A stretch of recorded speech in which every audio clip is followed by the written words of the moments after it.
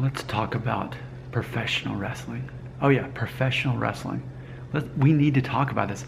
How has this not come out yet? So earlier today, I was trying to get my daughter down for her nap, and I had this deep thought. I was thinking about this couple that I knew. They're a couple years younger than me, but I grew up with them. And by the time they became young adults, they ended up dating and getting married, and now they have kids. And I was thinking about that relationship. The wife is this tiny, petite little woman, and I don't even know if she's got to be less than 5 foot tall.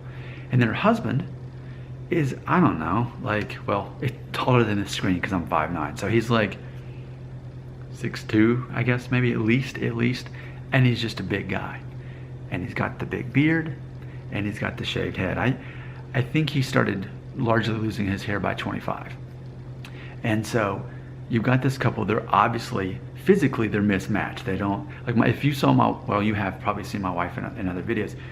We're pretty well balanced physically, as far as we're kind of the same kind of like build, and we have the same physical traits. They're not that way. And as I was thinking about that, it's funny, this tiny little petite little woman with this big guy. Now, I'm trying to understand how women find men attractive. And the reason I'm trying to do that is because so many men in their insecurity believe that women judge men on them going bald, and that's all they can see. That guy's going bald, therefore he's not attractive. That's what insecure balding men think. But I know the truth. In reality, very few women are actually bothered by the guy balding. What they're really caring about is the same stuff that you'd see in those corny chick flicks. The guy that is ambitious and he chases her through the airport and to the taxi and all that, that sort of stuff, that he makes her laugh and feel warm and all those things. I know that's what it's really about. But insecure guys that are balding at a young age are always going to naturally believe, as part of their identity, that women are not attracted to balding men. So here's what I was thinking about. That little wife I was telling you about. Her husband, he doesn't have the looks of Tom Cruise or Brad Pitt or any guy that we would think in Hollywood is that kind of good-looking guy. But yet, why is it that I see so many women that aren't attracted to guys like that? They're attracted to guys that look more like WWE wrestlers. In other words, it's not about being, 5'11" and thin and cut and perfect hair, but instead, they're these guys that are just big, They're strong. They may not be the most even physically fit, but there's these big guys, a lot of them. Hair, who cares, right? Think about that. WWE wrestlers, even Hulk Hogan. I know that it was a different time, but Hulk Hogan was like bald on top. He just had the side and he wore the bandana over it. But I mean, and even, with The Rock is the same way.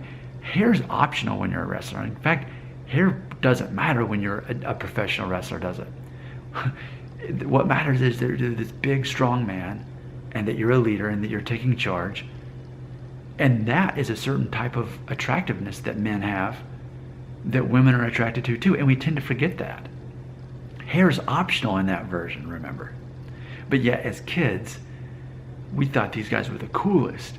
We didn't care that they looked as good as Tom Cruise did.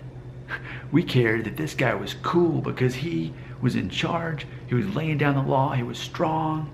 He embraced masculinity. Man, those guys were cool, and still are, right? They make millions of dollars for each other and for the corp and all this stuff. So there's definitely a market for that. And I think that's a mistake that a lot of guys make when they think, oh no, I'm going bald, therefore I can't be attractive to women. When in reality, what about those strong men? Hair, maybe. Beard, probably. But that is a version of being attractive that a lot of balding men neglect. Now, I'm not saying that you should become a WWE wrestler, but I can think of so many wives that ended up marrying that version of being attractive. I think it's a very underrated version of being attractive. It's not the Hollywood version. It's the actual real life version that I see in real life. I can think of several women that think that is attractive. They don't want the pretty guy, what is it called? Pretty boy. They don't want that. They want a real man that, if anything, reminds me of the WWE wrestlers.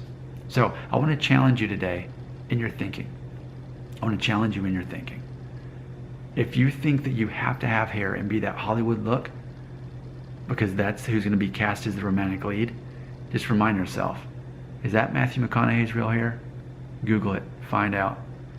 And then think about those WWE wrestlers who don't need hair to be cool and to be attractive. And if they don't, you don't either. On a much smaller scale, you can kind of follow that model. There's hope for you. If you're losing your hair at a young age, you don't have to keep your hair. In fact, that may be the thing that sends you into a low self-esteem depression. Keep chasing that rabbit, it's going to go straight into a hole of dark depression. Maybe you should stop doing that and instead start watching professional wrestling more.